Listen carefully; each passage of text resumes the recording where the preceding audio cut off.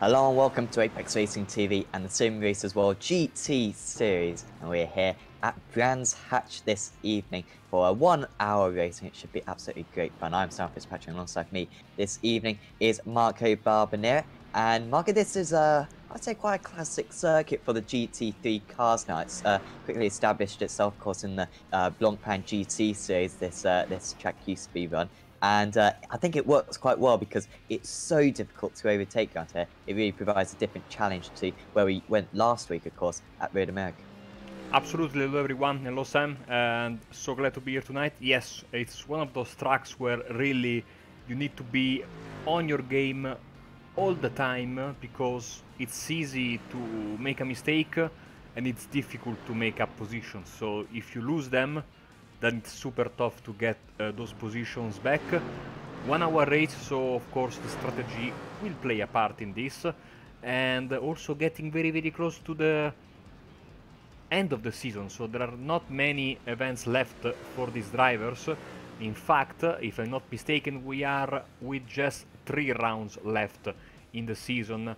We are here, of course, in Brands Hatch. We will be next week at Suzuka, and then we round up the season on the 4th of April with the 75-minute race from Spa-Francorchamps. Speaking of which, I think we can give you, before getting into the qualifying, a quick rundown of the points. In the overall standings, Jeff van Genegten is in the lead, 630 points. He already won the Gold Championship. Second place for Gregory Ranks with 500, then behind him is Dan McCauley with 490, Bot Boland 426, Matthias de Tige 423, then Javier Rodriguez, Stein Van Buel, Ruben Van Buel, Kobe Klaes and Andrew Oppely, you can see, rounding up the top 10. And then also, like I said, we have the division championships, so to speak.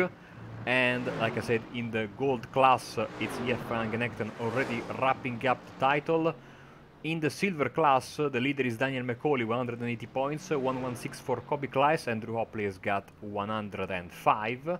There's a different scoring method for the, basically you have 3 races inside a race and then the overall race. Bram van Uytven is the leader in the bronze class.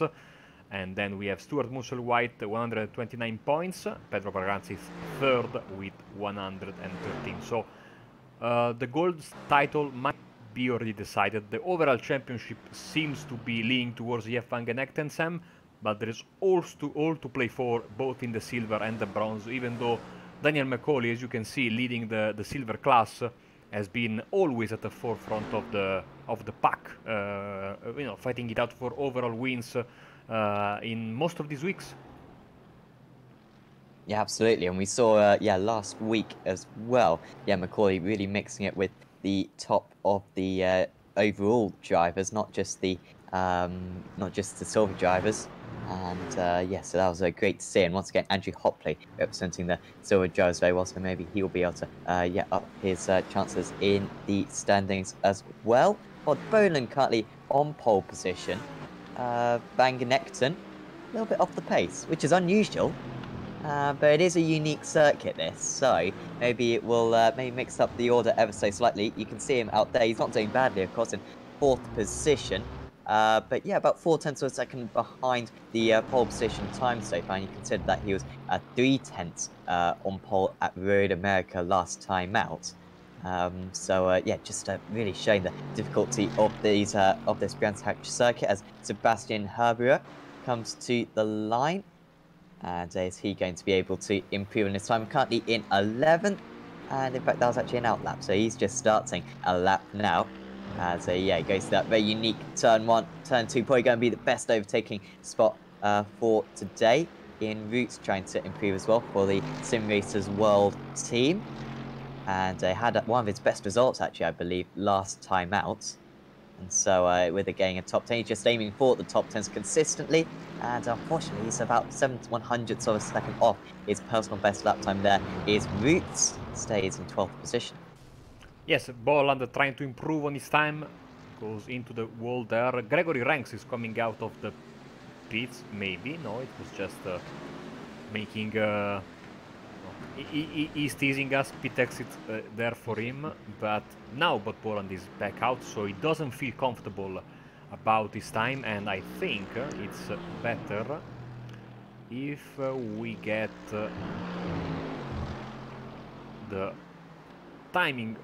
Yes, here we go. So you can see pole position is for Bob Boland 120.8, 0.017 behind his ranks, and 2/10 behind hopefully Fangenecht and the team. You can see live on the apologies, left side on the screen. It's allergy season in Italy, so as you know, I am particularly fond of grasses and all that nice stuff that grows especially in this period, and you know, so already taking its toll on me. Yeah. Well, so I assume you're not commentating in it, so you got no excuse right now. you are absolutely right. Oh man, I was trying to cover for myself, but it's a ruthless war, this one, and yeah, but you can see there's a lot of green. I mean, this is the prototypical English or British racetrack, because we have all this grass, which is getting more and more uncommon in modern racetracks, with all the grass around, no tarmac runoff areas to speak of, and all the trees running very, very close to the racetrack itself. So it gives always, I mean, this one, Woolton Park, Snetterton, they always give you that, you know, old school feel, I'd say. I mean, Snetterton, if I'm not mistaken, is your local racetrack, and that the first couple of corners, there's like no boundary on the left side. If you go straight on, you go into someone's field, basically, no? So something unthinkable of today. So, I mean, you have to travel a long way in order to go there, but then you get my point. So it's quite a nice change of pace, and of course, even though we are using the longer racetrack today, the GP track, traffic is an issue, especially in qualifying. You can see drivers are trying to get some space, and if you encounter a car in your quali run, and even if he's super courteous and moves out of the way, especially in this track here where Bob Boland is, it's very, very tough to get around and not lose time of a slower race car. Yeah, exactly, and also the like you said, with the grass on the around the circuit, very easy to pick up a 1X as well. Of course, you don't want to really be running over the grass there, especially in these GT cars. You can quite easily lose traction potentially if you do that. But with such a narrow circuit, and the fact they really have to push it through every single one of these corners, very easy to do. So you expect these drivers needing the full 20-minute session to get a properly strong lap in, as Bob Boland just lines up his next time. And it's a pretty good turn one for him, running all the way over that curb. Of course, one of the areas where there is arguably some run, but it is just the curb really. And then we'll come down to Graham Hill Bend. That's pretty much the only corner I know the name of this circuit, so just be aware, as he just uses that very wide curb once again. Now we take quite a wide exit here, wide entry here, sorry. Yes, he will just picks up that late apex, and then really the only breathing space on the entire circuit, of course, where Martin Brundle had his very big crash. Oh, sorry, not Martin Brundle, it was Johnny Herbert. Johnny Herbert, yeah.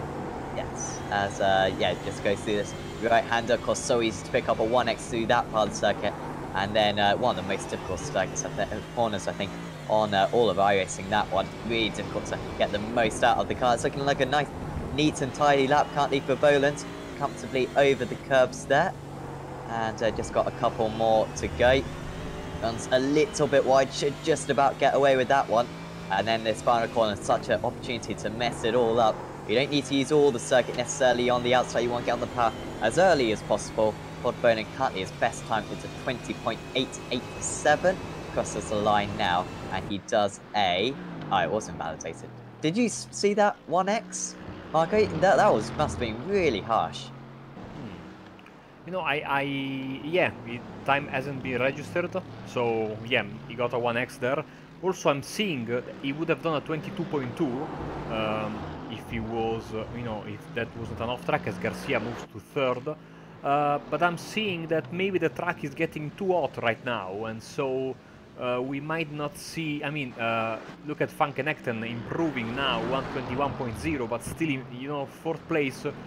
The gaps as per usual, at the pointy end of the field in this series are so narrow. I mean, less than 0.2 of a second covering the top 4, with Opley just above there at 0.025, the leader of the silver drivers, the leader of the bronze drivers, and all the bronze drivers basically are all there. Thijs Berg, Woodburn, Stuart Musselwhite, Pedro Braganza, and also Joachim Lenners is there with Bram van Uyten there in... basically they are all together, and they still have 4 minutes left, a little bit less than that. I'm not expecting massive changes. Let's follow Van Genekten. He's on his outlap, and I think he will go all out in order to get pole position, so we might see a very entertaining lap right now. He needs to clear the traffic or take distance from the traffic, and then, because otherwise, I mean, yes, draft is not that huge in this car, and of course, it's not massively important around here, so you want to have clear track in front of you. Yeah, absolutely, but he might just be denied that by the car ahead. Is he going to be able to get a clean run? Currently in 4th position, as we've already said. As just disappears on my screen at least. I think that probably was a mistake from me, but there you go, he's having to back off. So yeah, trying to line it up. So will this be... Should get a couple more laps in, really just limited by the fuel. Should get 3 more laps in potentially. And yes, but how much fuel does he have left? That's going to be the big question for Eif. As he just rounds the final corner now. And what a big lap this is. Big pressure for him. And yeah, this pressure, Marco, must be... it's difficult to take that out of your mind. Admittedly, he's pretty much got the championship in the bag. I believe he said, oh, as now he goes round.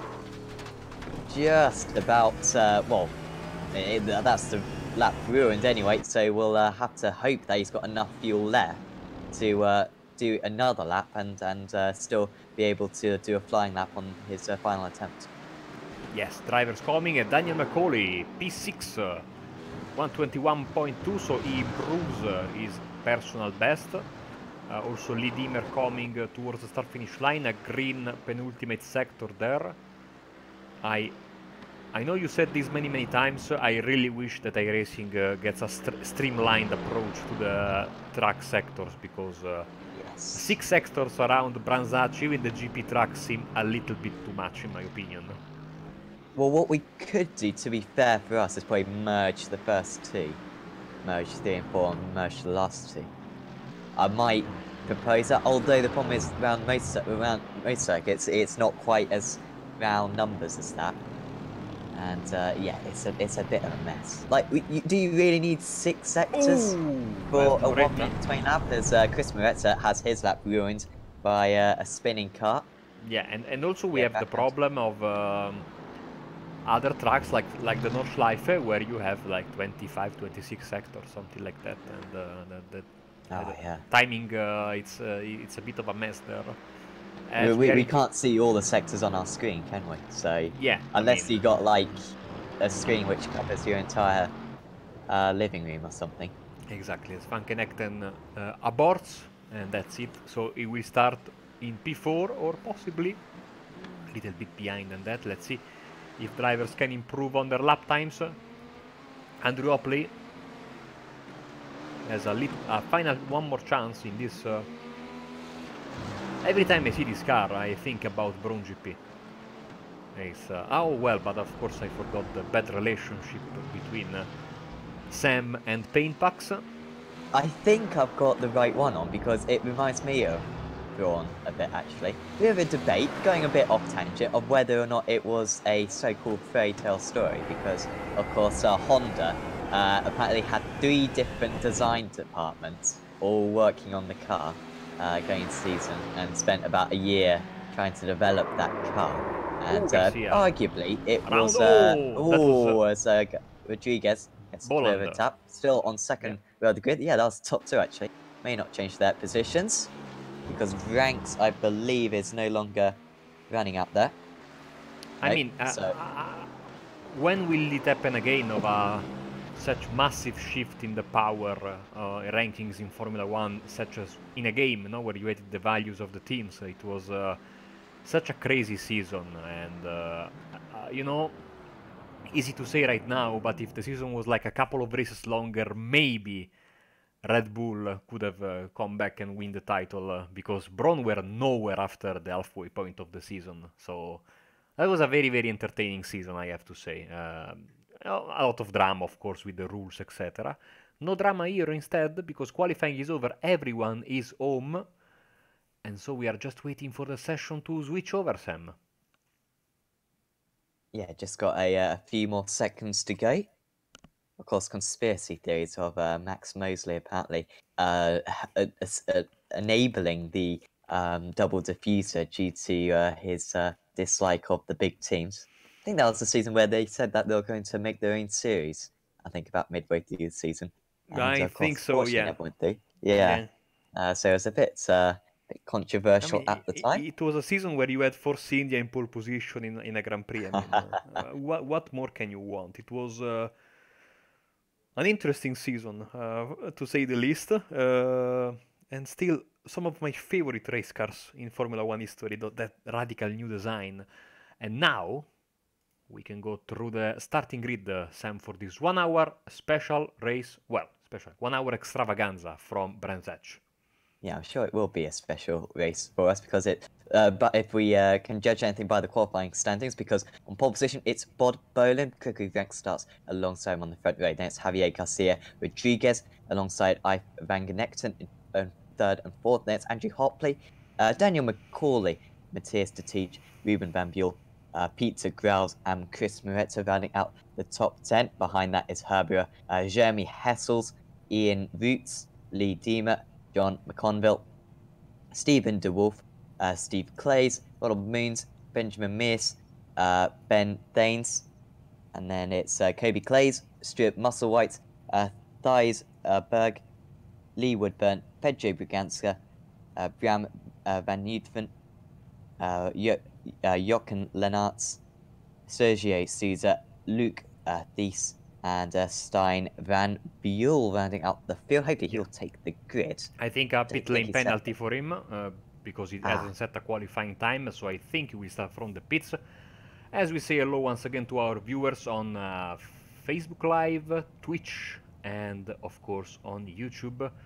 And a big hello to the Ronald Moon's fan club, which is made of apparently of Clyde Whiting and maybe other fans. I'll sign up for it.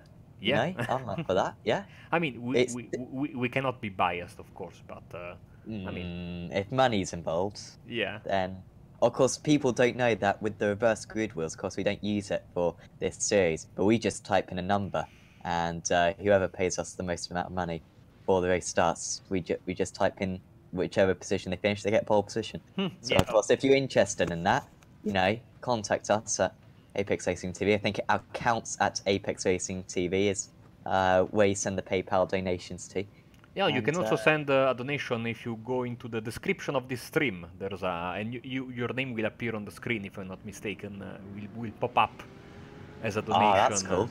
At least yesterday it worked like this in the Le Mans Series stream. Hopefully it works again when people subscribe, sign up, etc. It will pop up.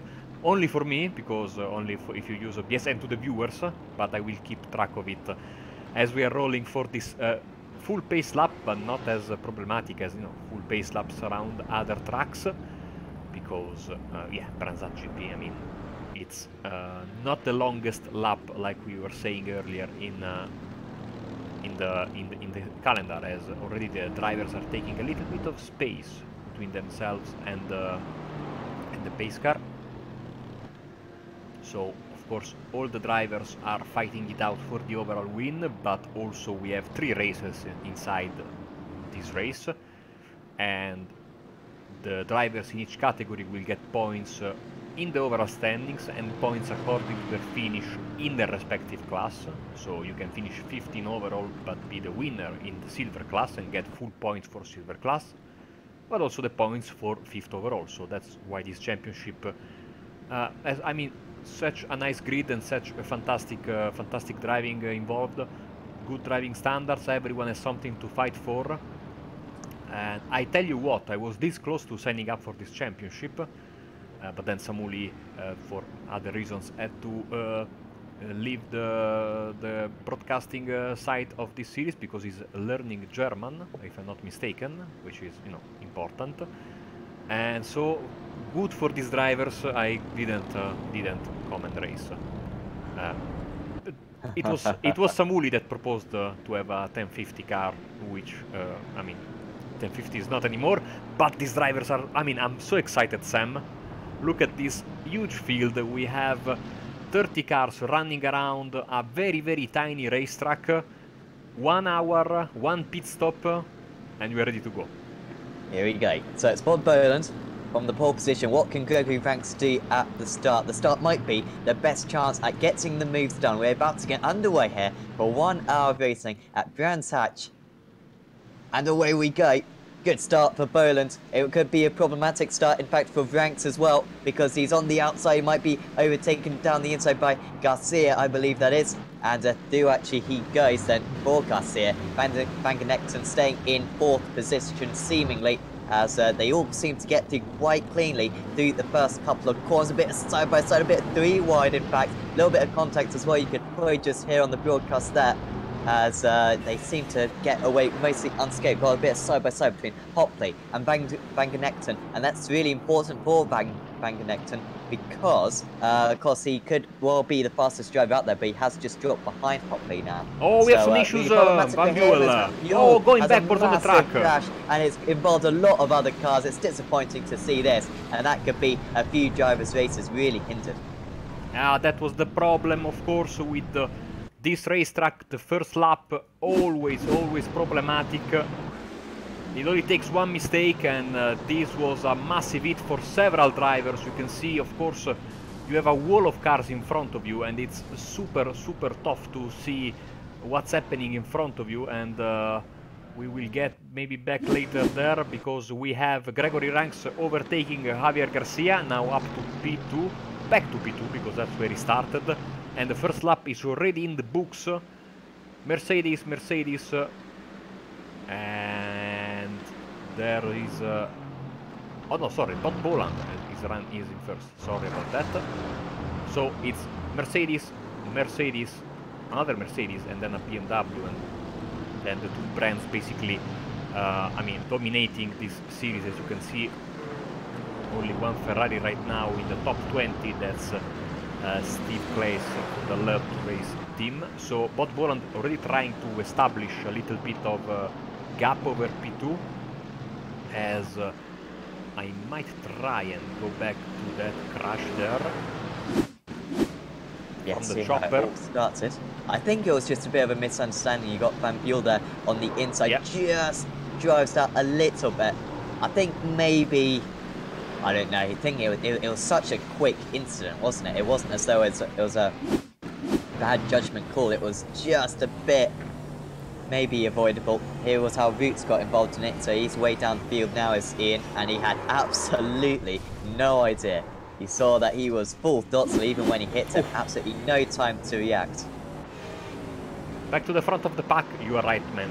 No time to react there. And Van Genekten in P5, he lost 1 spot at the start to Andrew Hopley, as Boland gets the fastest lap of the race in. Of course, massively important to have clean air in front of you around here, as you can see the driver in the lead has the possibility to have clean track in front of him, and so all the other guys behind him are pushing and shoving, trying to find some space, and of course having to adapt their braking markers to the car they have in front or behind. And that's why I think, apart from Boland being a very quick driver, that's why he has the possibility to run away. And these guys behind him are hoping that the group gets a little bit more spread out, so they can start pushing. You can see basically you have Garcia and Hopley, and then Van Genekten and Macaulay. Ranks already trying to pull away, using the fact that now Boland is pulling away from him and trying to check out from Garcia and the rest. Yeah, it's ever so close behind. Garcia is running a little bit wide there, was Macaulay. Of course, Hopley, leader of the silver drivers. And leader of the bronze drivers currently Stuart Musselwhite, who I believe won out last week as well. He's ahead of Theisberg and Jochen Lennart as well. So actually going side by side here is Musselwhite and Clays. Clays maybe getting involved in that crash earlier on. Certainly didn't have a particularly good start to Clay, so maybe just had to take evasive action, representing the Ferrari very well there. At least the livery I've got is in red.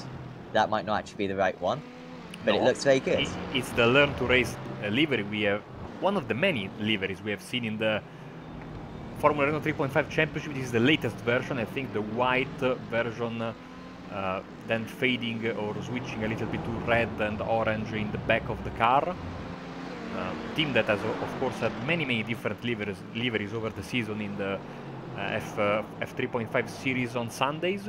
By the way, I give you a reminder that Sundays we are free, so if you want to have your series broadcast any day of the week, but especially Sunday and Fridays also, we are free and available. Drop us a line and you can absolutely get in contact with us, especially on Facebook. We are very, not me, I don't respond, the guys are very quick to respond and give you all the informations needed. As Vangenekten, you see how tough it is to pass. It really needs to put some pressure on Opley. Maybe he's able to do so, but it's so tough, and this first corner, Sam, it's so difficult to pass and so easy to misjudge your braking. Right, he's going to go for it this time down the inside. He's going to have the ideal line for the second part, and Vangenekten, well, this should be done and dusted here, because as the BMW driver has to go so much further round the corner, and you can see now, if anything, he's vulnerable from just behind. That's Hopley and McCoy now, so the two leaders of the silver class are really close to one another all of a sudden, and it seems as though they just about stay put for now. This is what happened to Stephen DeWolf for Dynamics Racing. Of course, Dynamics, the title sponsor of this series. I feel like I don't mention it enough, but do check out their products. As running a bit wide there was DeWolf, but didn't lose him too much time, kept his foot in. And yeah, lost maybe about half a second to his rivals. But still pulling away. I kind of expected this to be a little bit closer to me, with the pole sitter holding up the rest of the field, but I think the field just spreading out at the moment. And I would say, of course, it's difficult to overtake around here, Marco. It's also very difficult to follow, I'd say, because your turn-in points are so important around the circuit. It's such a narrow circuit where the curves are so kind of decisive that if you get it ever so slightly wrong, it can really cost you. So I think, if anything, it's a lot easier to drive by yourself than when you've got a car right in front of you. Absolutely, you are absolutely right. I mean, this track has everything, you know, apart from you know, being a place you know, except for, you know, maybe being a place where overtaking is easy, because it's extremely tough. It has everything you want from a racetrack. It's very challenging. Elevation changes, which are my favorite feature on a racetrack, and it's very tough to find flat racetracks that are good, as there's a car pointing in the wrong direction there. Who that is? Maybe it's Sebastian Eberer. We'll go back to him quickly. There was a, I think that was, or maybe one of the Van Buel brothers. We'll get to the Are they point. brothers? I think so. They are same last name, racing for the same team. Okay. By the way, of course, we are, especially me, I'm a bit stupid, because as we know, mid-season in the F3.5 Championship, Learn to Race became Racecraft Esports, as Kobe Kleis was a bit wide, so I'm updating the team name as we speak, and it should be back to the normal name, the new name, very soon. Cool, okay. I think Learn to Race, I believe it's a driving instructors company, I believe. I'm not 100% sure of that, but I think I saw that. Apologies. I ought to be doing the sponsors half decently good. Here we go. But, I'm failing them at the moment. But yet that change has now been made. So Steve Clays, Learn to Race driver now. And he's closing in on Ben Thanes. Currently, we've got 5 silver drivers all in a row. He's trying to end that the as car that was pointing in the wrong direction. Pedro Braganza, and he has towed back to the pits, so I think he was having too much damage after this problem here. Or maybe, no, it wasn't him then. But he towed back to the pits, so something must have happened, so let's follow him for a bit as he goes down the hill. Bit like Jaws this, isn't it? You're just waiting for a horrendous murder of a car. Maybe this isn't it. Maybe he disconnects. I don't know. But he's disconnected from the session now, manually. This corner usually is the one that catches drivers out, but he seems to be okay. I think it's Ronald Moons right behind him. Maybe it's here. So I switched a little bit too early on the replay, because I think he went off here, okay, straight on, and that was that for him.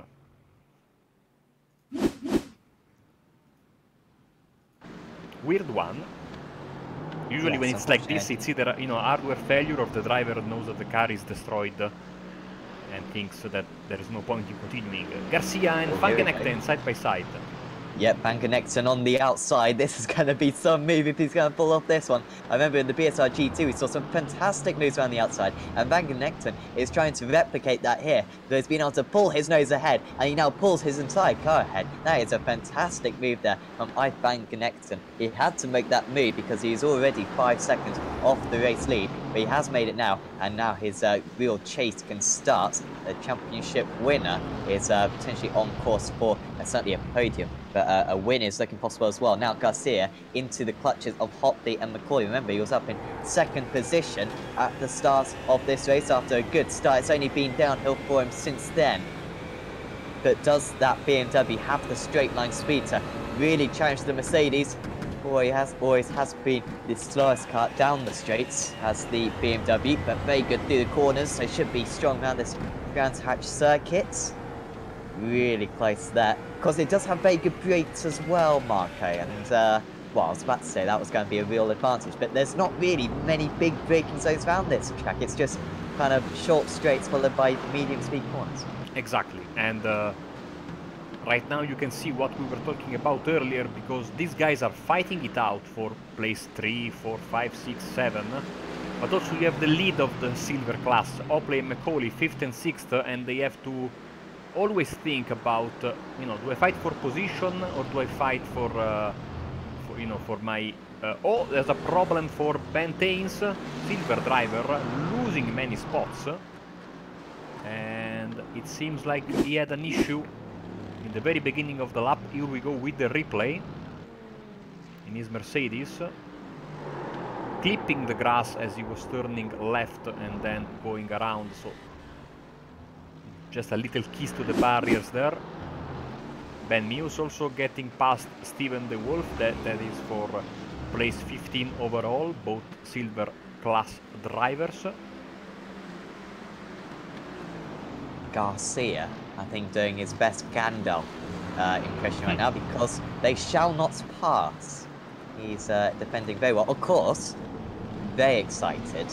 A lot of people saying that we're now going to have the Giovinazzi chain. Yes. It used to be the Trulli chain. Now apparently the Giovinazzi chain, which I'll subscribe to that one, because we desperately need a new train out in Formula 1. And I think Garcia, or the Simracersworld GT Championship, is doing his best right now at filling up that role. This is how he was done earlier on. Let's see if he can defend. Almost contact between the two of them. And now who can get involved behind? That's McCauley looking to the inside. I think that's just trying to scare his opponent. Doesn't quite work. But fantastic defense hit right now from Garcia. And is that a spin behind? McCauley. Yes, McCauley. And he loses. Well, he's still 2nd position in the silver dress, but he loses 2 positions overall to Teej and Groused.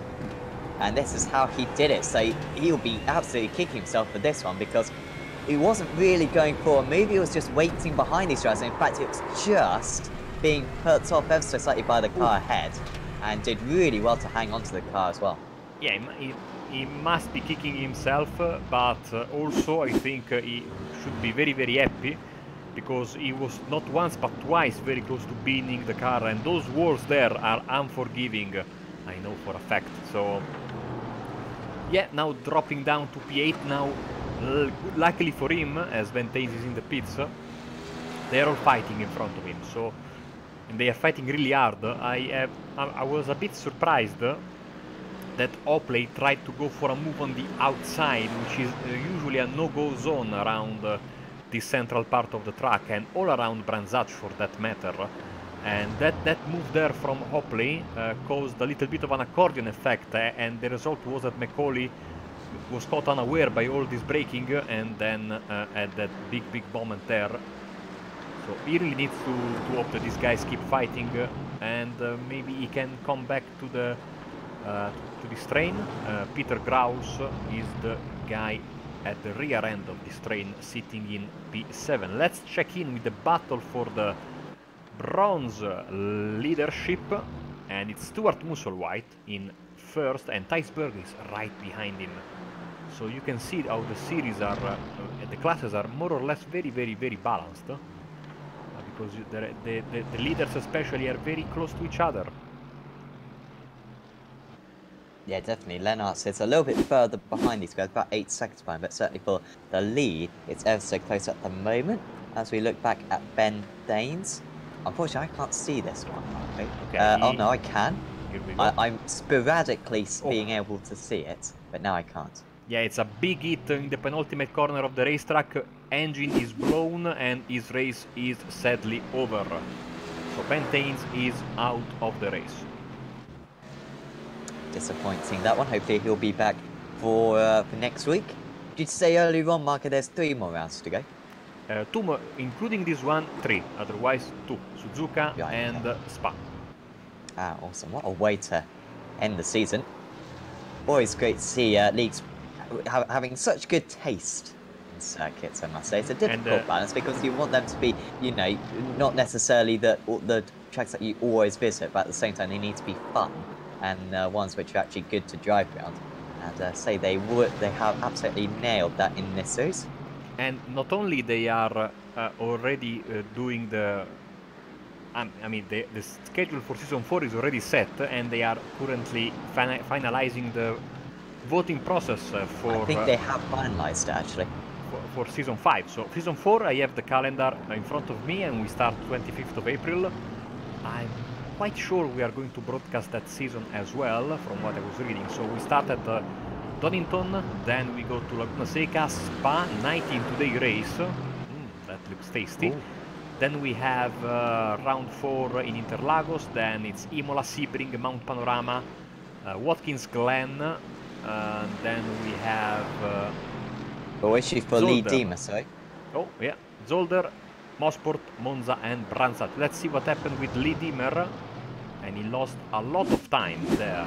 Let's see what happened to him. He was in a tight battle, as you can probably see. Down the inside into this corner, this was De Wolf and Clays, I believe he was fighting against. And Diemer, has he hit the wall? He has, with quite some ferociousness. And, well, that's a big issue for him. So, sorry, that wasn't De Wolf and Clays. I believe that was McConville and Clays. Oh dear, I've only just noted, of course, there's 2 Clays. I've probably been thinking that the same driver for this entire time, spelled ever so slightly differently. And of course, for different teams, DynamiXX Racing and Learn to Race. Oh dear, if Van Buell brothers wasn't enough for me, that's absolutely tipped me over the edge. But I'll try to deal with it. So Clay's number 1 in 15th, and yeah, also in 13th position is Kobe. As Ben Mears also had, I think, an issue. In fact, so he came into the pits, didn't he? So yeah, he towed back to the pits. Huh? So oh, he towed, did he? Yeah, and but nothing seems to be happening in this replay. And also we had a problem for Stijn van Buell.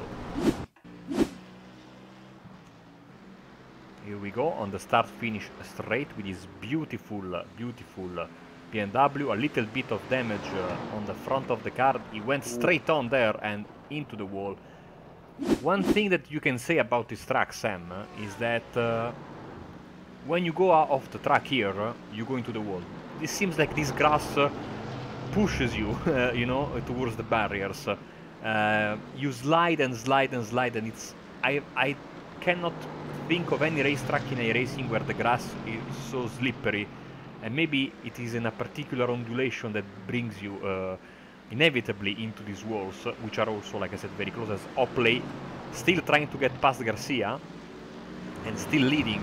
Into one another, and they're both potentially out of the race. No, it's just Rodriguez, seemingly. That's so disappointing for Garcia. Opley also losing out there, but Garcia now, surely lots of damage on that car, going to have to return back to the pits. We wait to see how much damage Opley has got from that. And, well, this is how it happened. Once again, it wasn't, you know, a bad move from either driver. In fact, actually, it was just a mistake, wasn't it, from Garcia? Yep. Losing it and then overcorrecting. To be fair, I think he was probably going to end up in the wall anyway. But he was kind of just helped on his way there. This is Opley, pretty much completely innocent victim here. He had no time to react to this slide and actually tried to go around the outside of his rival, and it was just the correction, and yeah, did make a lot of contact and seemingly lots of steering damage on that car, as we see almost side by side between Garcia and McCauley then. So McCauley, after his mistake earlier on, and he's trying to make the move. Now, is Garcia going to have to come into the pits? I think so. His car is very damaged and he's going very slow. Let's see if he goes in or if he stays out. He stays out, so he's also Opley is out as well. He's staying out. Let's see the steering, because that was a pretty big hit. As McCauley goes for it in the first corner, not able to get the move done. McCauley goes wide and goes straight into the wall. Well, no one likes that corner right now. We've seen now 4 drivers into the wall at that corner in just a matter of minutes. And down McCauley, it's this time losing the rear end mid-corner. And this is how it happens. We have to go live because we have a pass it's 42. side by side for second position, and Van Genekten in fact has taken that second position. He's overtaken Gregory Ranks, and well, from dropping down to 5th position in the early stages for Van Genekten, he's absolutely been superb since then. And well, was this maybe a little bit of kindness there from Ranks? He was alongside, yeah. Do you think that was deliberate there, Marco? Because he was very wide on the corner before, and then lifted off down the straight. Says, actually, we've just lost Ian Roots from the race. I believe that is actually, not sure where Roots was. He was involved in that first lap pile-up, so he was already in the back. He was, you remember, he didn't have any chance to respond. Let's see what happened to McCauley. I think it's just maybe a little bit of a mistake, but also maybe he wants to get some fuel saving in before the pit stop. Let's see, bouncing on the curb, both cars, then, oh, the bump in the gravel, and that's a big hit for McCauley. He's still going, he doesn't have a hood, and the car seems to have problems, which I guess it's quite expected, and I think his steering is damaged, so long way to go in this race, little bit less than 40 minutes, and that is a very damaged race car. I'm surprised he doesn't have a meatball flag. Now I should know the way that flag is called in English, because now I'm a licensed marshal and I can work all over the world, but I have no idea. Oh, I don't know what it's a mechanical black flag. It's a mechanical black flag. There you go. You learned it in English, did you? No, in Italian, but we had the race director for the Monza racetrack and Lamborghini Super Trofeo doing the course for us. So when he was in Monza, he was the race director together with Charlie Whiting of the Italian Grand Prix. So because he worked sadly together with the head race director of each racetrack, basically. So. He has directed Formula 1 Grand Prix, etc., so he knows English. But yeah, it's a technically in Italian it's a black flag with the orange disc, we call it. So, mechanical black flags. I don't have to use it because it's only done at the start-finish line, basically, no? So, Sebastian Eberer yes. Running a bit wide. He's I in was about P10. I was about to say, I think you do use it quite a lot, at least when you're sim racing, because I'm sure you see it quite a bit of the time. Don't worry, I already got one today in NASCAR City. P4 for the Tish now. Is 3 positions. He has 3 positions gained over his starting one, but the biggest mover is actually Sergio Souza here. 10 places gained, and you can see on the graphics there, 10 places. And where does he stand in the silver class? Well, we will know in just a second. He is in 7th place. The leader, of course, is still Andrew Opley. Jeremy Elses is in 2nd. Daniel McCall is in 3rd, and I think he is bound to drop down the order a bit more. Kobe Kleiss, John McCombie, Stephen DeWolf, all behind him. Whilst in the bronze class, Stuart Musselwhite is the leader, and Iceberg and Jochen Lennartz are in 2nd and 3rd. And like I always like to say, in the graphics input on the overlay, actually that is not bronze, that is chocolate, so it's the tastier class of them all, I'd say. Ah, okay. You know what, you're absolutely right. It is chocolate, and you've made me feel very hungry now, actually. That's the class I'd want to be in, personally. Forget gold and silver. Chocolate is where it is at. And yeah, Musselwhite's still leading by about 1.5 seconds in that class. Muretta and pressure from Hessels. Might be best for Hessels to make this move, because well, he wants to keep up with Andrew Hopley, and Hopley's now 7 seconds up the road. Do you know, Michael, why all the silver drivers have got BMW cars? Or pretty much all of them, pretty much all of the bronze and gold cars are Mercedes. I think it's just random. Okay. What I'm really surprised is how popular the BMW is in this championship compared to the GT3 official series, where you see, yes, a lot of Mercedes, but then you see some Ferraris and some Audis, and every once in a while a BMW. Whilst in this championship there is only one Ferrari, and I think only one driver is signed up for the Audi, but he, at least since I started broadcasting this series, he never showed up. So it's Ferrari, one Ferrari and a lot of BMWs and a lot more Mercedes. So, which seems to be the car of choice, of course, as look at that. Van Genechten is finally in under 1 second gap from Bob Boland, and it seems like he might fancy a move in a few laps. Let's get on the screen the time delta between the two drivers, and we can see how much it has changed in the past few laps. And you can see it was 3.4 seconds in lap 15, it's lap 19, and it is basically lap 20, sorry, starting now, 0.6 seconds. So absolutely pushing hard is Jeff Van Genechten, and he's trying to get another race win to his astonishing collection. He's got all race wins except for once this season, and he is absolutely the dominator. He's got so many wins that one of those wins is counting towards his drop score. So that's the definition of dominating, even though it has not been always easy for him. Once again today he's really fighting for his race win. And Yeah, still he's sitting in second place, so because Bob Boland is no slouch. He's a super driver, and he will certainly put on a fight until the final lap, and right now he's leading. So one thing is to catch an opponent, and especially on this racetrack, another thing is to pass your opponent. Yeah, exactly. And so far, pretty much all the moves we've seen Van Genechten make so far have been due to mistakes from the driver ahead. So... Oh, there is an Audi in the race. Oh, is there? Apologies. Let's go to that Audi immediately. Oh, I think I saw it. It's there was an Audi in the race. No, there is an Audi in the race. There you go. Ah, there you go. Luke. Sorry, who is that? Is that Yeah, Luke Tice? Luke Tice, yes. Yeah. So apologies to him.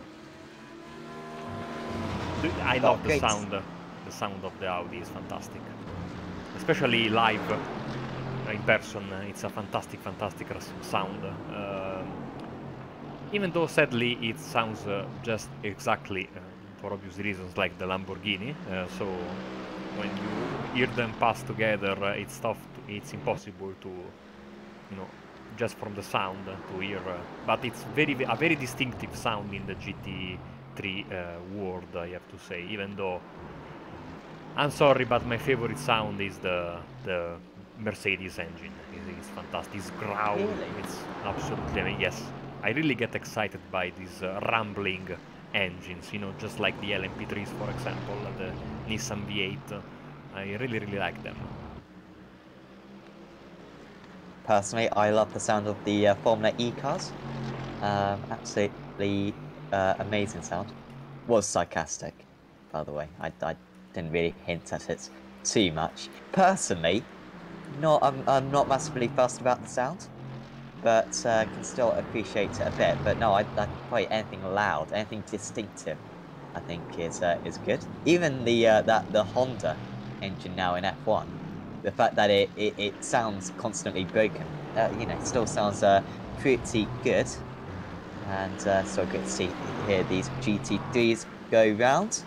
Van Genekten will be wanting to hear the race win at some point, but he's still 0.3 of a second behind Bod Boland. CMRE Sports versus Atomic Motorsports. Are we going to have a bombshell at the end of this race? Have to wait and see. He's really closing in now. Just running a little bit wide there as Boland. Is that the mistake that Van Genekten needs? No, he was a little bit hesitant there. To be fair, I think he would have struggled to make the move anyway. That's just the amount of pressure that Boland is facing right now. And if he drops off his pace ever so slightly, all of a sudden Ranks is going to be involved in this one as well. And we're going to have a proper 3-car battle for the race win. Yes, as we are past the midway point of this race. It's a Mercedes 1 through 5 at the moment, but like you just said, Bod Boland and Van Genekten still in the show with Gregory Ranks, hoping that you know, the situation remains the same, because he is lapping very quickly. This last time around he got a 121.8, and that was quite faster than both Van Genekten and Boland. I remember when this track was visited by the GT Pro Series just a few weeks ago.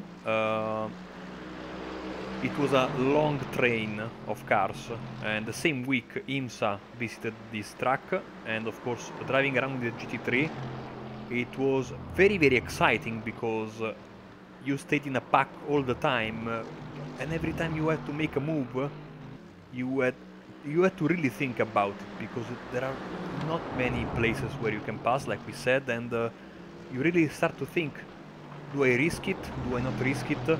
And like I said, the group was always together. It was very tough to run away, and I remember staying behind an opponent for the entire race basically, without having the chance to pass him. So it's never easy to drive around this and think about, you know, driving when you're in first, with the pressure of Van Genekten in second, as I think they are about to get on some lap traffic, as the pit stops are beginning. This lap, Franks gaining again on the leaders, but only at 1/10, maybe 2. Looking like a pit stop's going to... Well, you know what? We've had a big variance in the pit stop so far. So we'll keep an eye on it to see kind of a decent estimate of how long it is, because we've had a range of about 30 seconds to 45 seconds so far. So Matthias de Teach currently a bit by himself in fourth. He's just pulled away, in fact, from Peter Kraus, to be fair. Kraus was very close to the back of de Teach, but just on that last lap, 0.8 faster for the SimRacersWorld driver. So just relieving the pressure a little bit. Hopley still relatively in touch after his mistake earlier on. Garcia, what a great job he's doing, considering that he crashed, didn't he? I was writing him off. I was thinking he was out of the race. But no, he's still in 7th position, holding off Chris Mureta. Jeremy Hessel's pretty close as well in 9th, and Herbert not doing too badly either in 10th place. Macaulay down in 11th. Remember, he's got a lot of damage as well. These drivers don't get a fast repair, so they got to make sure that they, this damage isn't going to be fixed easily, basically. And of course, also the fact that these drivers will not take tyres at their pit stop, otherwise it'd cost them some 27 seconds, which by no means would they be able to reclaim. So yeah, they really cannot repair those cars whatsoever once they come into their pit stops. Quickest driver this time around in the top 5 is Peter Groves, 121.92. It's also his personal best in this race. Basically just 1/10 of a second quicker than Bob Boland, but still the quickest guy in the top 5. And he's not that far away, to be honest. I mean, there's around 10 seconds between 1st and 5th, and now we have that Steve Clay's Ferrari getting lapped and putting himself between the top 2 and Gregory Ranks, who is still there, keeping a close tabs on the 2 leaders. And Musselwhite, Berg and Van Oitven, the 3 bronze leaders. You can see they are particularly close to each other, at least the first 2. Van Oitven is a little bit behind, but still in the hunt for a possible race win. Of course, the pit stop, as I said, going to be important, as Grauels gets another personal best, 21.8.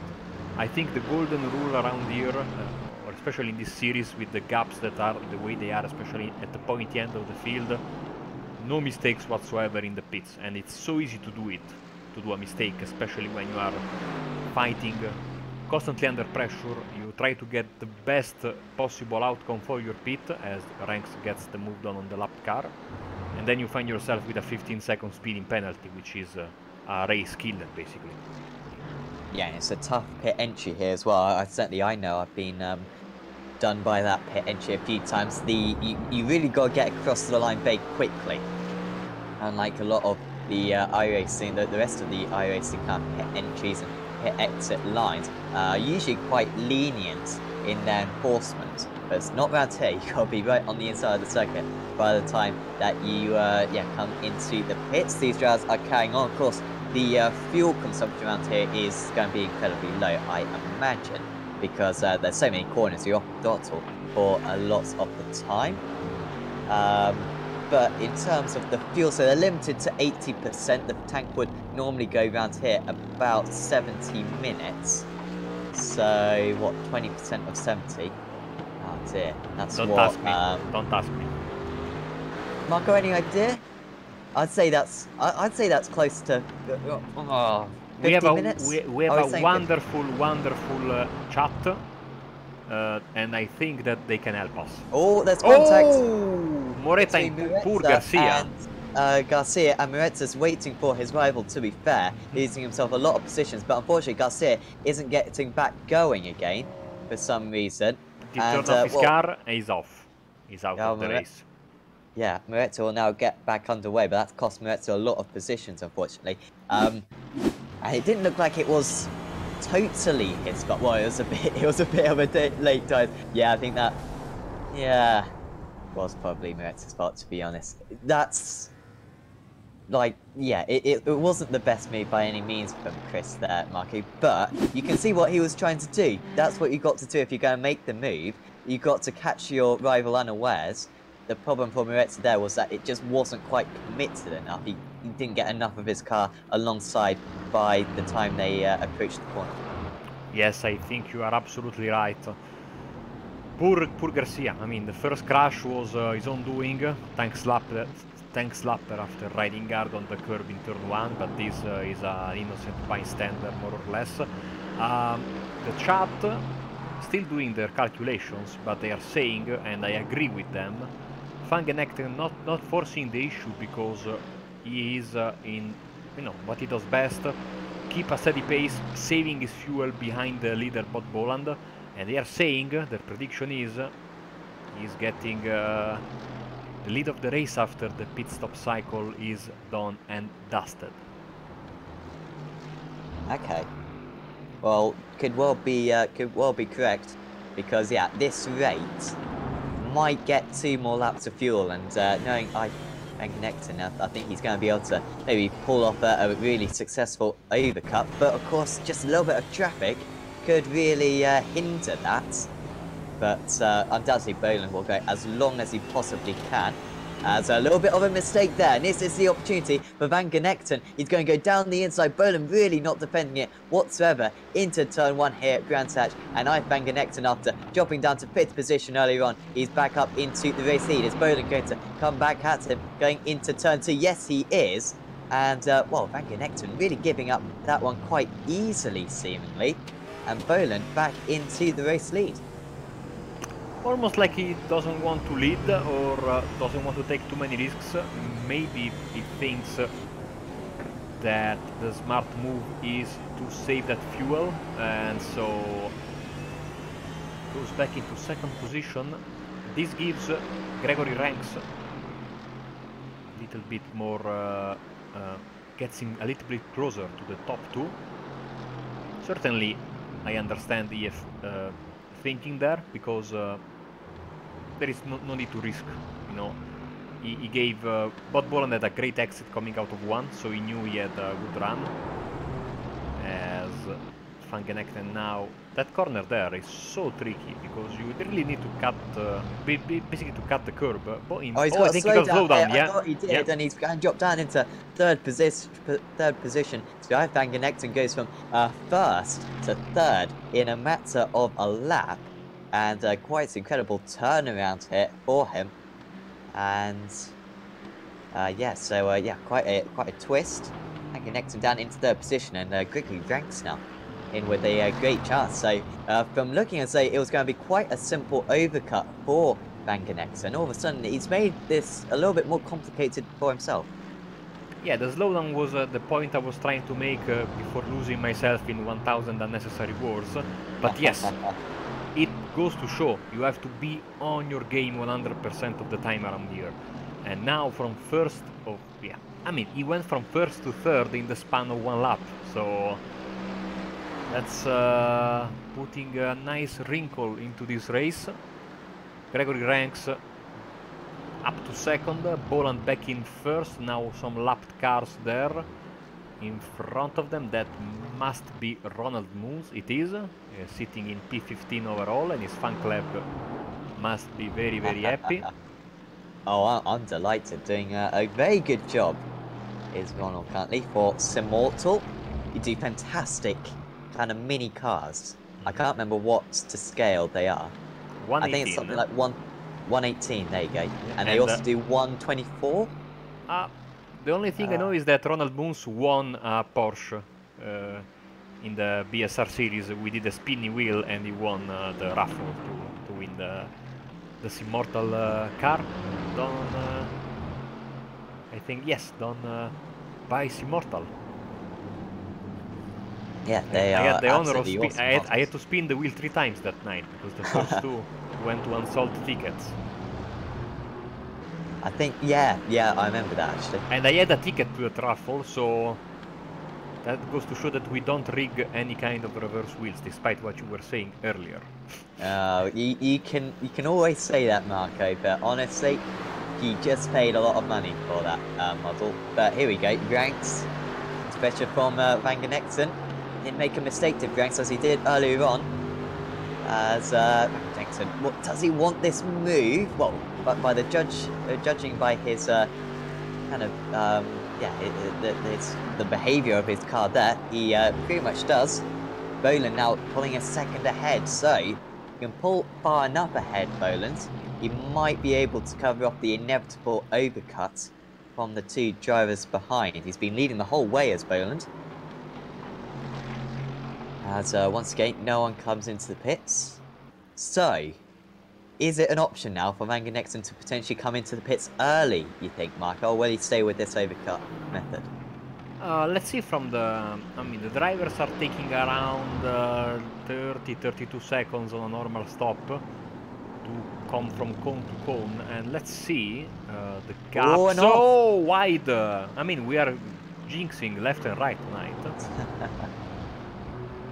Also, the chat is guilty tonight because they were saying Manganexon saving fuel. He goes first, then he drops to third. Really unpredictable race. Now, of course, another change. You know, I mean, he has the pace, I think, over his two opponents.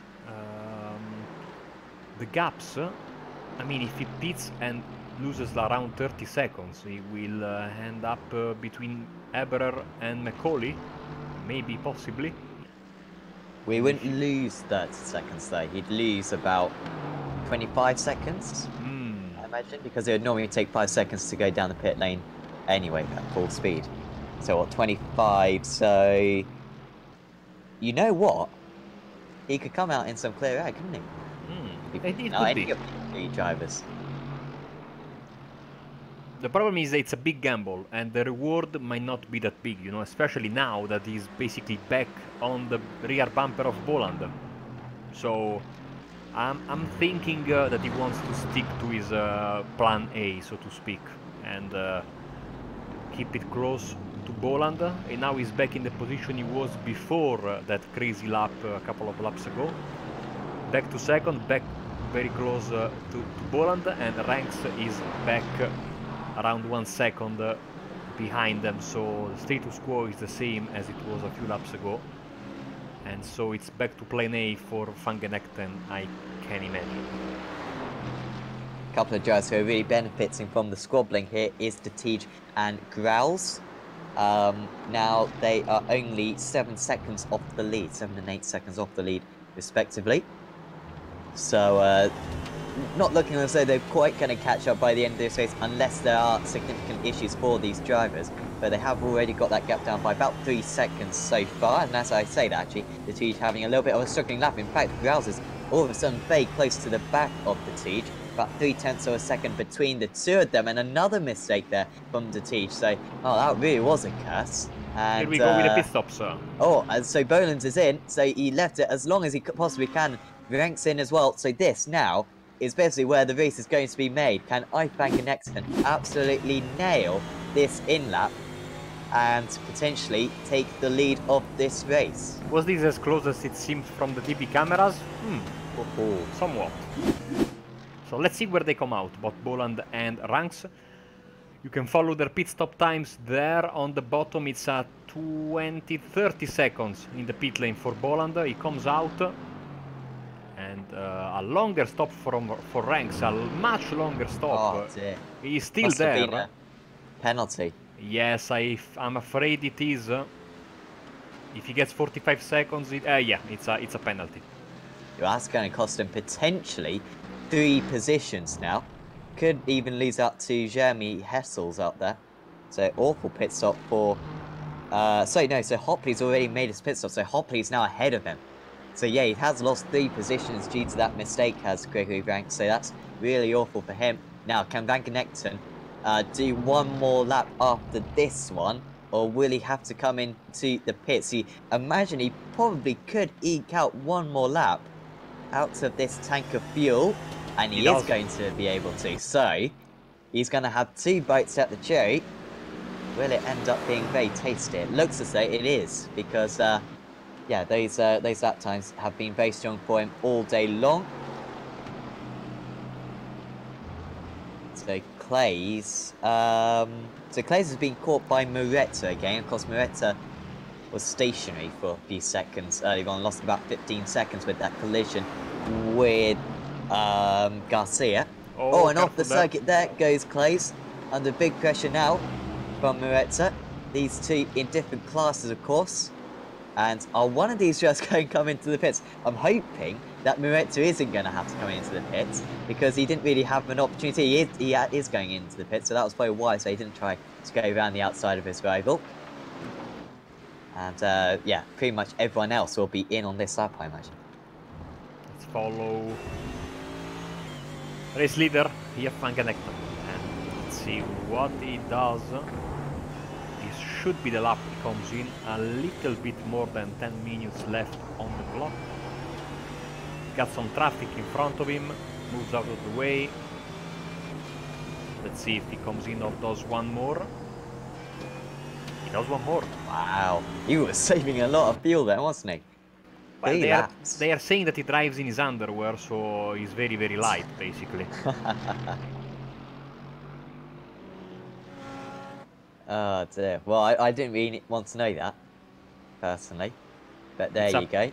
Can confirm it's a penalty for Gregory Ranks as the Tige goes in. He did something that happens to me more time than I like to say. He pushed the wrong button coming into the pits, so he thought he had the limiter on and he hadn't. Or maybe he had a limiter on and he mistakenly deactivated it. So that's a 15-second penalty. We were talking about it earlier. Just to have a quick rundown of who's in and who's not. The top two guys, Van Genekten and Grauers, still have to pit. Kobe Clives is in right now. And for the top 20, that is it. Just the two drivers left to get their pit stop in is Van Genekten and Grauers. And then we'll have the clearer picture from now until well, until the end of the race, and see these guys battle it out on track for the final positions. That was a fantastic. Oh, as Van Genekten comes in, that was a little bit late into the pits. So he should get away with it. I'm not saying I'm an expert with the pit entry at Brands Hatch, but I would have thought that was very on the margin. Gets it stopped. He did do a couple of very good laps there, did Van Genekten. As Kraus, wow, well, I hope he's got enough fuel to do this lap. As Van Genekten, he's already out, and he's going to be in the lead by comfortably, really comfortably. He's ahead of Bob Boland, and after losing the lead earlier on, Van Genekten, you can see he's easily taken the lead now. He had a 2-second short to pit stop, and that was the difference. And so it leaves his teammate, Peter Graus, out in the lead for this one lap. Graus trying to jump the Tige currently. And that would actually put him on third position. Great fuel saving by Atomic Motorsports. Both of their drivers are going extremely long. Van Genekten, of course, but now also Peter Graus, like you said, in the lead and should come in this time around. So really good fuel saving from them. I'm guessing they train particularly hard in this aspect. As we will now see, I think Graus take the hard right into pit road. This is going to be really close between him and the Tige.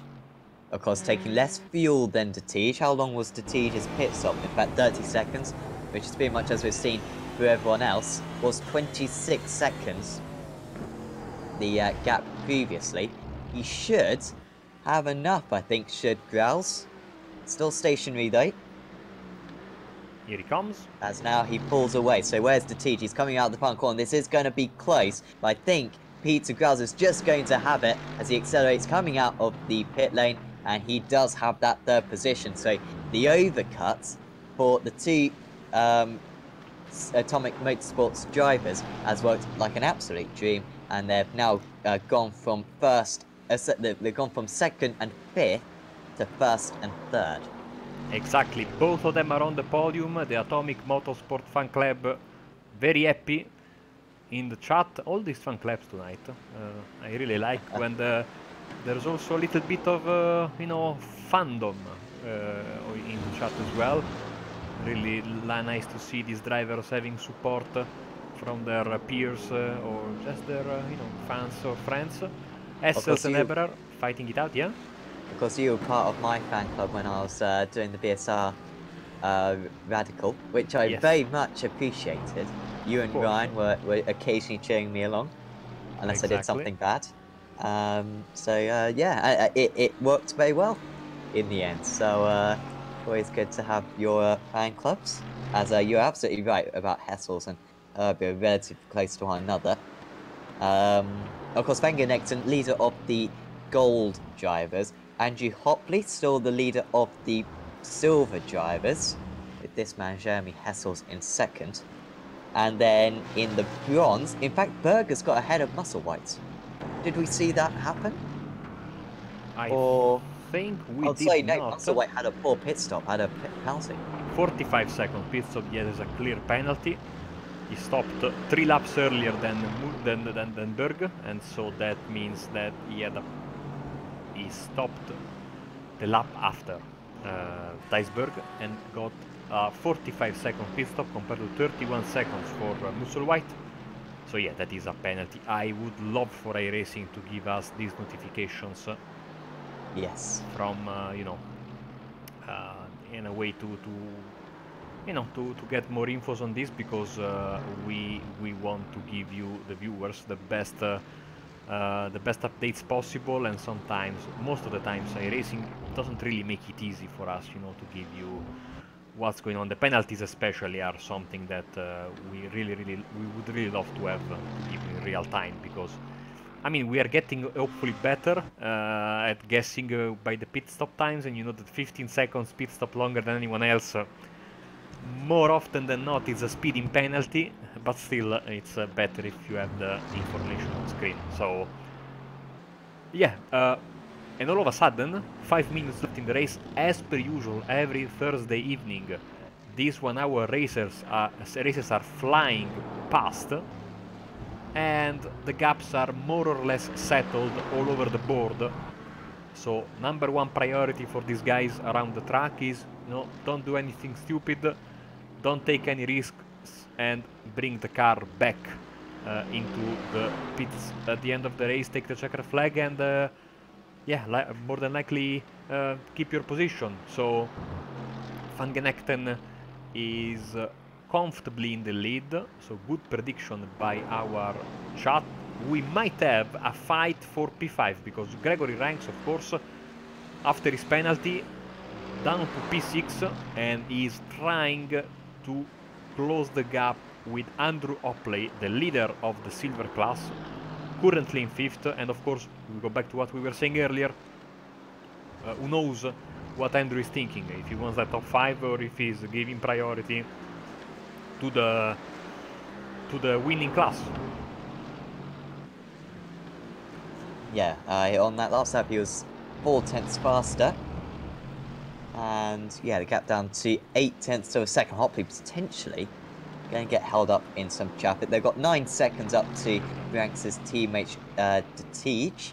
That's not a that's not a question. So how many more laps have we got? In fact, 3 more laps to go. I say that, I don't actually know. That's just picking out a number out of the air. But I think we've got 3 more laps to go in this race. Maybe even 4.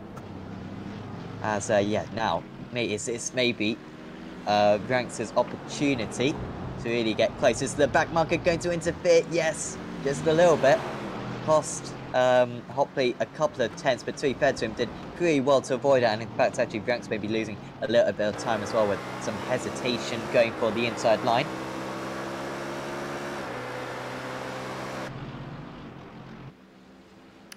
Yes, Branzaccia track notorious for the weird white flags, so we will have to keep... I've been victim of many weird white flags as a commentator around here. I remember once declaring the race as over, together with Charles Draycott during a broadcast, and then it wasn't. And we realized midway through the final lap that the race wasn't over. So I have to keep an eye on that. Lapping around the 122s, 123s are the leaders right now. So as they are, I think we have this one and one more, but we will keep you posted. Yep, Ranks closing the gap by 3 tenths of a second on that lap. So if he keeps on going like that, he will pass him by the end of the race. However, there's a car, so he may struggle to achieve that. He'll be very close by the end of the race if he isn't already. As Berg and Musselwhite getting close to one another. Musselwhite on that last lap 1 second faster They are not. They are. They are a lap down to the leader, so they will do one less lap, which could be decisive. Could be Berg's saving grace here. Otherwise, he maybe would have been a sitting duck to the second place in the bronze standings. Privateer versus Simracersworld. And 11 seconds back to Van Usven as well, in case these two come together. But yeah, still 2.5 seconds, so should be okay for Berg. He's mainly been in the 24 so far in this race, so his last lap of the 25 was quite unusual. We'll just see what time he does. Anything in the 24s will be plenty good enough for Berg, and he does a 23.4, so very good lap time. He seems to have very much, protected his lead, as Hopley and Ranks get very close once again, down to 0.3 of a second now. Yes, as the white flag is in the air, so final lap this one. Yep, so, yeah, if there wasn't a car in the way, you'd certainly get this one. But he's got to make this move on the very last lap of the race. He's got, about 2/3 of a lap to get it done. Doesn't have to get it done, though. You know, 5th and 6th, not necessarily a massive difference, and they are different classes, these two drivers. But I'm sure after that mistake earlier on from Branks, which cost him a chance at a podium, I'm sure he'll want to come back and redeem himself. And you've got a few corners to go. Out in the lead, though, with even fewer corners to go, Van Genekten is leading the way by 2 seconds. He was about 6 seconds off the lead at one point. He was down in 5th position, but he has not stopped. He has not let that stop his winning run in the series. Van Genekten wins at Brands Hatch, and his fantastic run of race victories continues. Bod Boland in 2nd position, with Peter Grauls rounding out the podium. Hopley's going to finish top of the silver drivers. So fantastic result for him, and he's just about going to be able to beat Gregory Ranks as well to the line to get 5th overall. And also, unfortunately, missed the Iceberg across the line, but he did win in the bronze category only by 1.3 seconds over Stuart Musselwhite in the end. It was very close between those two drivers, but still winning out, and it was a nice performance there on the 3:15 machine to consolidate that race win. Yes, let's see him cross the start-finish line, because he deserves the camera time, of course. Bronze class winner in front of Musselwhite and Van Uytven, and here is Thijsberg getting a well-deserved race win in a very, very tight bronze class, and here is his Mercedes number 315 gets the race win, so good job. And we have shown all the 3 classes coming through the start-finish line. We are having some drivers that are still left. Sergio Souza, who didn't get the checkered flag by a mere centimeter or so, because he was right in front of the race winner. He now goes past the start-finish line, and that will be that for tonight. And in just a few seconds, we will give you the race results for the evening. Yes, and it's Van Genekten winning out in the gold category, and also winning out in the overall category as well. Well done to him. Bod Boland only 1.8 seconds behind in the end, just lost it out during the pit stops. Peter Grauls finished in 3rd position, rounding out the podium. Nice result for him. Really good strategic choice right at the end of the race. Matthias de Tiege, top of the silver drivers in 4th. Oh, sorry, apologies. De Tiege in 4th position. Hopley was the top of the silver drivers in 5th, just about holding off Gregory Ranks. Then there's Jeremy Hessels in 7th, Sebastian Herbier in 8th, then Macaulay, despite a crash, finished in 9th place. Chris Muretta, despite a bit of a incident for him, finishing in 10th place. He'll be a little bit frustrated that maybe he wasn't up in 7th in the end. Certainly had a chance for that. And then it was Kobe Clays in 11th place, Stephen DeWolf in 12th, John McConville in 13th place, and Steve Clays. Thijs Vandenberg was 1 lap down, of course, winner of the bronze category. Then Stuart Musselwhite, Bram Van Uytven, Ronald Means, Jochen Lennart, Sergio Souza, and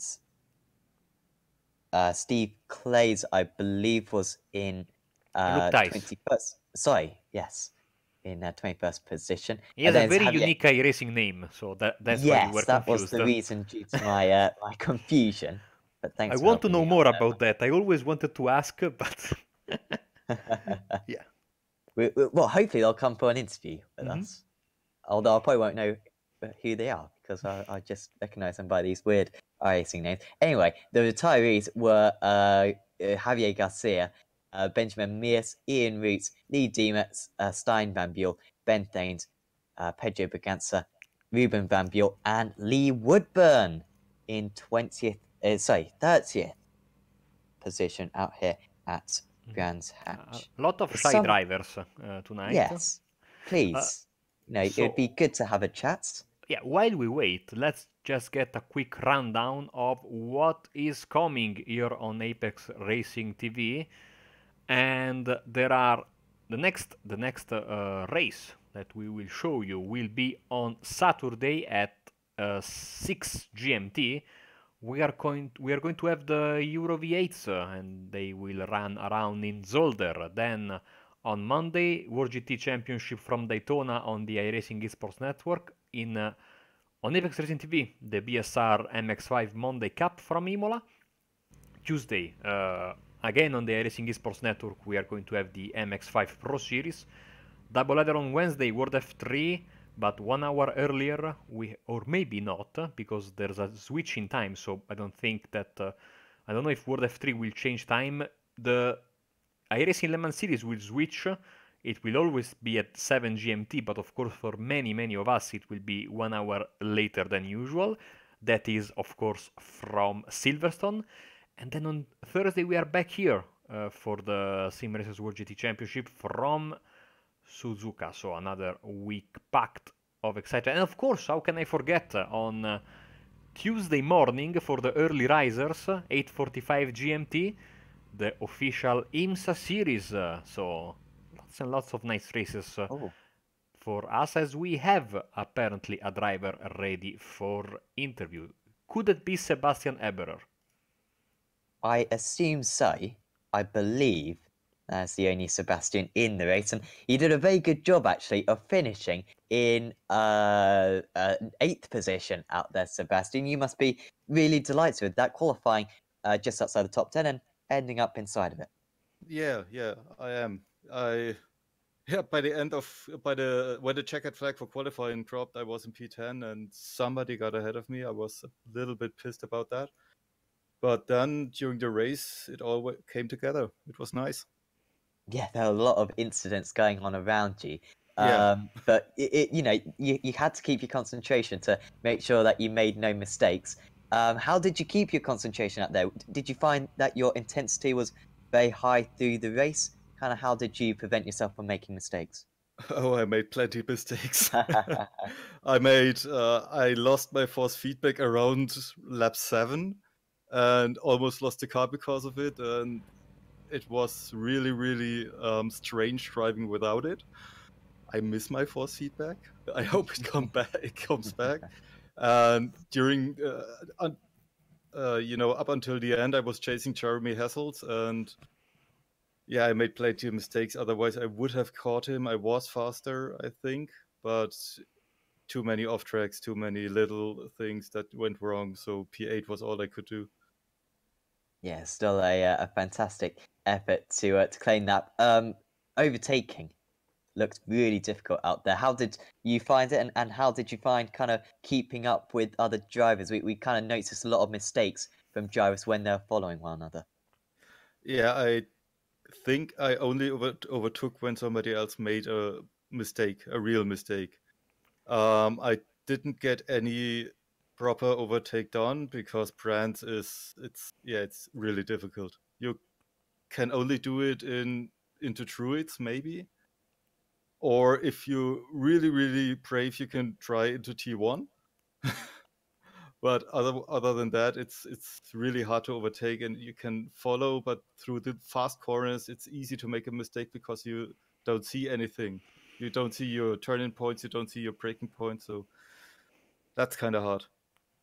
Yeah, absolutely. But you did really well to deal with it today, Sebastian. And before we let you go, anyone you'd like to thank? As usual, Ian, for organizing it, and his team he has behind himself now. Yeah, they are doing a really good job. They are in preparation for next season. So thanks, Ian.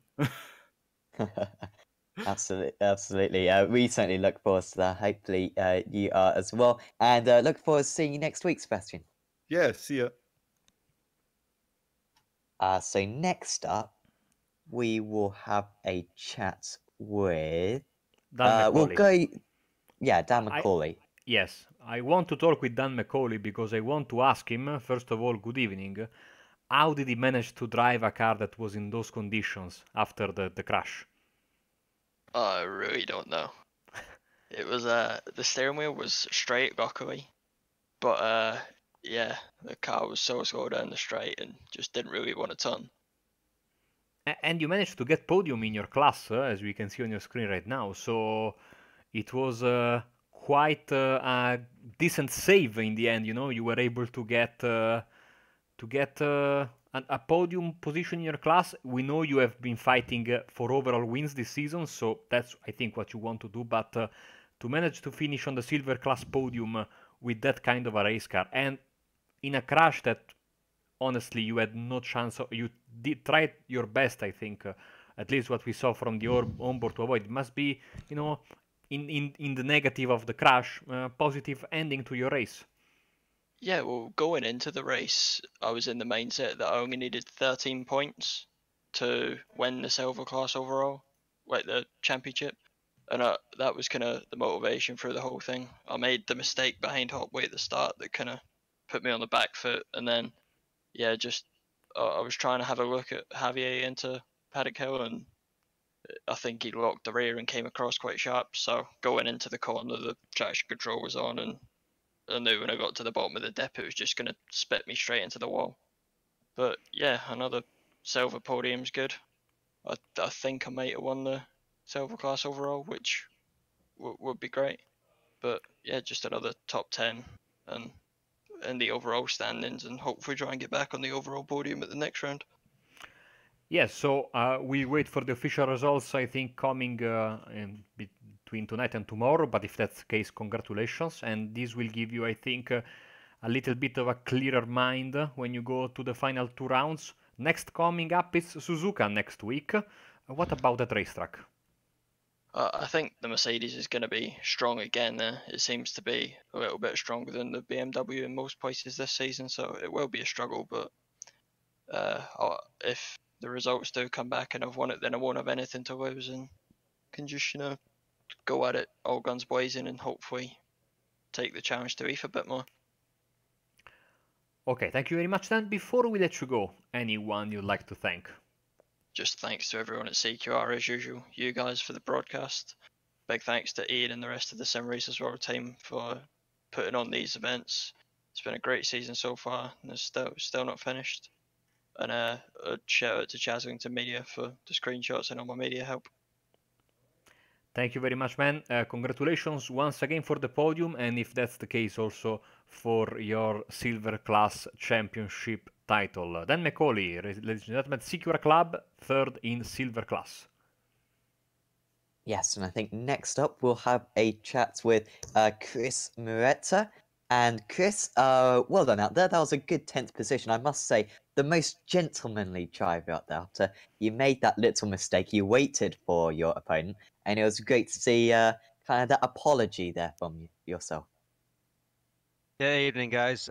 Yeah, it was the least I could do, really. It's a bit of a shame that there was contact there. We could have had a good scrap there, but it's all on me. It was one of those sort of send it moments, and I just couldn't pull it up in time. But yeah, I thought the right thing was to do was to try and give the place back. But yeah, Javier had enough by that point, I think. But my apologies to him for wrecking his race. But it was good fun out there tonight. I enjoyed it.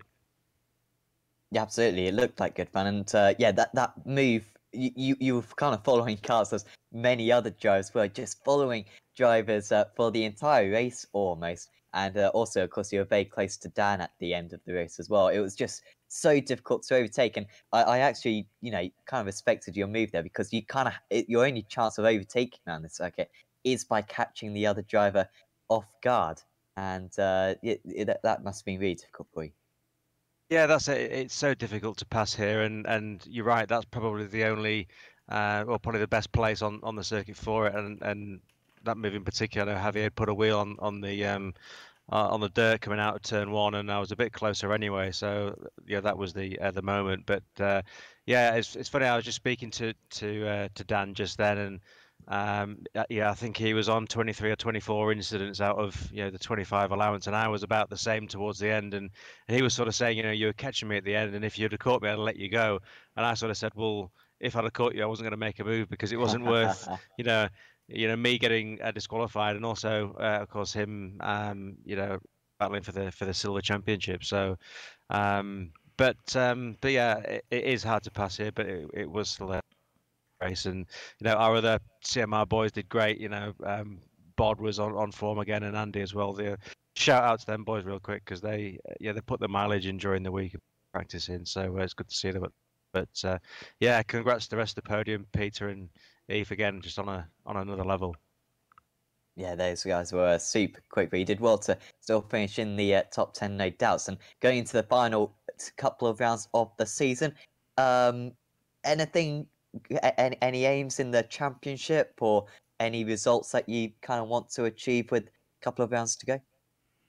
Yeah, well, I don't really, from a personal point of view, I don't really have much of an eye on the championship just now.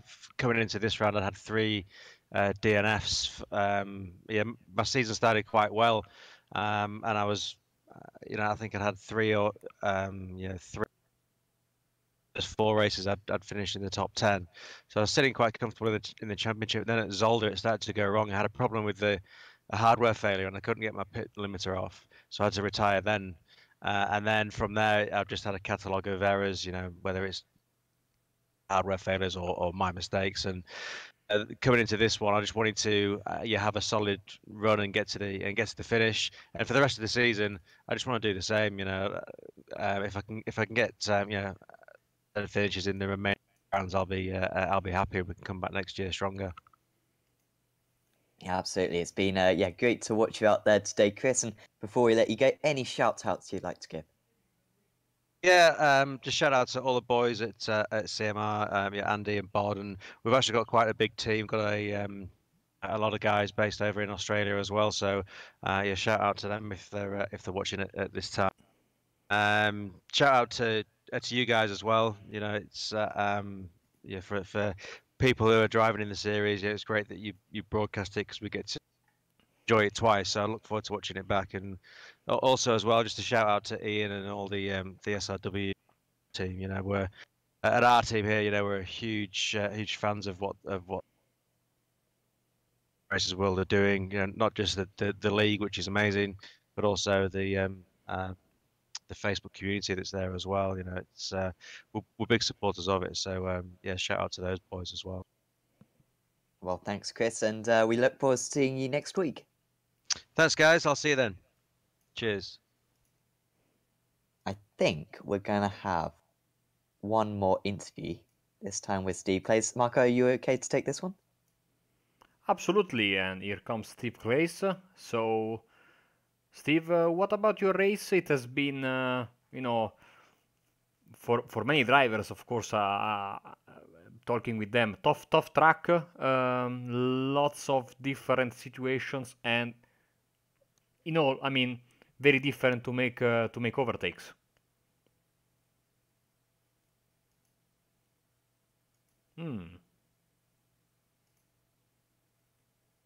I cannot hear Steve. I don't know why.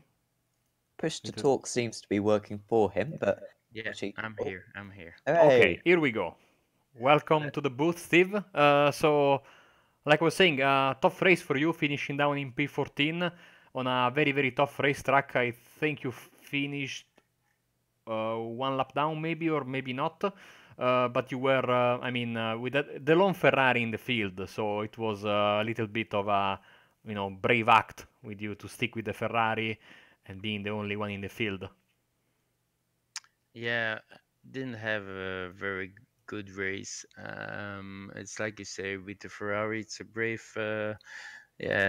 move to race that car because it's not the fastest one. But I didn't want to go with the Mercedes or the BMW like everybody else, so we have to stick it to the whole season. But had some problems with the car. It was not very stable, and Brands Hatch is one of my favorite tracks, but yeah, it didn't turn out like I wanted to. I was chasing Steven de Wolf in the early stages of the race, and I really had to push a lot and I had to overdrive the car a little bit to catch him, and I made a mistake and I spun it, and then I just had to continue the race and just finish it, but it was not very good for me. Very not very nice race. So apologies if I'm wrong, but reading from the on-screen graphics and from the championship entry form, you are from Belgium, and in 2 weeks we go to Spa-Francorchamps for the big season finale, 75-minute race. How much are you looking forward to that race? Well, I'm looking very forward to that race because it's like Zolder, it's one of my home tracks, and I also drive or race it in real life. So it's an F1 track, you know. It's just amazing to be able to race it in simulation or real life. It doesn't matter. It's a very fast, wide track, so I'm really looking forward to it. And normally the Ferrari should be good at it, but I don't know. Thank you very much, Steve. Before we let you go, anyone you'd like to thank? Well, first of all, I'd like to thank you guys for broadcasting this series. That's always nice, and all the admins of Sim Racers World organization, which puts this great series into the air. Because if we do not have people like that, then there's nothing to do. You know, I know what it is to admin a series because I had one, many time ago, and an oval series. So I know what it takes, and now I'm just a driver, and I let other people do the job. So thank you very much for that. Thank you very much, Steve, and we'll catch you next week in Suzuka. Okay, I'll see. Bye bye. Thank you very much. Okay, Well, I think Sam. that pretty much rounds us off for this evening. I think, Marco, we're looking forward to this circuit due to the different challenges it provides. Very different races to many of the others that we've seen this season. And I think it really did supply us with a lot of action out there. And the difficulty of overtaking, I think, really added a lot to this 60-minute race. Yes, because every overtake meant something. Every mistake was multiplied in its importance because we saw how tough it was to make back those positions. The unforgiving walls, the unforgiving grass that really pushes you into those very, very close walls and tire barriers. And next week we are in for Suzuka, and I think that despite there being more passing opportunities, I think we are still in a similar racetrack in the sense of those walls being very, very close. And there are more tarmac runoff areas there, but not that much more. And there are some corners, like the two Dageners corners, for example, or the S's at the very beginning of the lap, where if you go wide a bit, you pay the price. And that big, big passing spot of the Casio triangle, which might not be ideal maybe for GT cars, but still is a premier passing opportunity. The one thing missing from today, and that we will have there in 1 week, is the big braking zone. So it would be key, I think, for the drivers to get a good reference there and be brave. Try to make the move, of course, trying to avoid contact as much as possible. Yeah, that's going to be a fantastic race, man. One of the best circuits in the world. And of course, then after that will be Spa-Francorchamps. So a fantastic finale to this season. And certainly looking forward to it on Apex Racing TV. I think we've already gone through it. But our next broadcast will be on Saturday with the Euro V8s. And then Monday we'll have the World GT and the MX5s. Tuesday we'll have the MX-5s as well. Wednesday we'll have the World F3 Championship and also the ILMS. And then on Thursday we'll have this series along with, of course, don't ditch this series by any means, but along with the Media Day, the BSRTC Pro Series. Now I'll be getting back underway. Very excited for that one. And of course, as we always say, do remember to give this video a like, subscribe to our YouTube channel, like our Facebook page. We got to 2,000 Facebook likes earlier on today, so very proud about that. Certainly try to make it 2001, so would certainly appreciate it. Also follow our Twitch page as well. But for now, from me and from Marco as well, we'll say goodbye and we'll see you next time.